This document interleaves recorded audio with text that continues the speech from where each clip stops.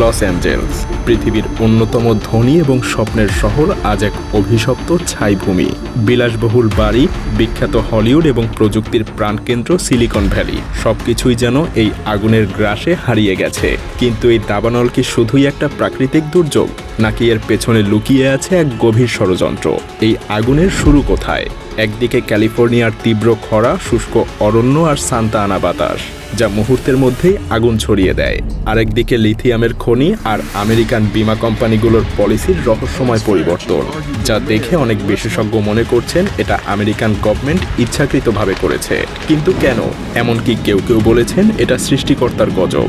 গাজার নিরীহ মানুষদের আর্তনাদ কি বাতাস হয়ে লস অ্যাঞ্জেলসের এই ভয়াবহ দাবানল সৃষ্টি করেছে?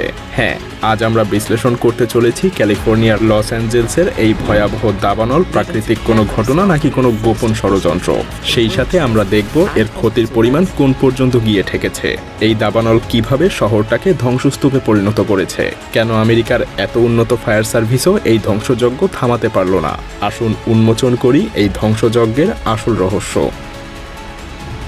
লস অ্যাঞ্জেলসের আকাশ কালো ধোঁয়ায় ঢেকে গিয়েছে। বাতাসে এখন শুধুই পোড়া গন্ধ। হাজার হাজার বাড়ি ছাই হয়ে পড়ে আছে। আর এই আগুন যেন রহস্যময়ভাবে থামার কোনো লক্ষণই দেখাচ্ছে না। আর এমন অবস্থাতে প্রশ্ন উঠেছে, এই ভয়াবহ আগুন কি শুধুই প্রকৃতির রোষ, নাকি এটা মানবসৃষ্ট সাজানো কোনো পূর্ব পরিকল্পিত ধ্বংসযজ্ঞ? কারণ আগামী কিছুক্ষণের ভেতরে আমি এমন কিছু বলতে যাচ্ছি যা শুনলে আপনি আঁতকে উঠবেন। ক্যালিফোর্নিয়ার গভীর অরণ্যে একটা বিশাল লিথিয়ামের খনি সম্প্রতি আবিষ্কার হয়েছে। এই মূল্যবান ধাতু, যা ভবিষ্যতের প্রযুক্তি আর বৈদ্যুতিক গাড়ির ব্যাটারির জন্য অপরিহার্য।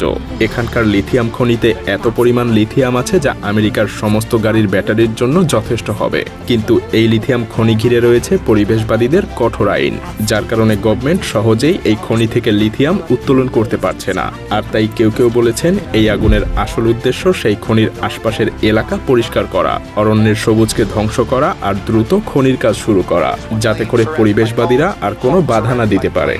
এই রহস্যের কিন্তু এখানেই শেষ না, কারণ কয়েক মাস আগে এই এলাকার বাড়িগুলোর জন্য বীমা কোম্পানিগুলো হুট করেই কোনো কিছু না বলে তাদের পলিসি হঠাৎ করেই পরিবর্তন করে দেয়। আর তাতে রহস্যময়ভাবে এটাও বলা হয়েছিল যে আগুনে যদি কোনো বাড়ি পুড়ে যায় তবে বীমা কোম্পানি তাতে কোনো ক্ষতিপূরণ দেবে না। কিন্তু আগুন ছাড়া যদি অন্য কোনোভাবে তাদের বাড়ি ক্ষতিগ্রস্ত হয়, তাহলে তারা যত অর্থই লাগুক তা দিয়ে সেই বাড়িগুলো আবার নির্মাণ করে দিবে। আর এর কয়েক মাস পরেই যখন দাবানলের আগুন পুরো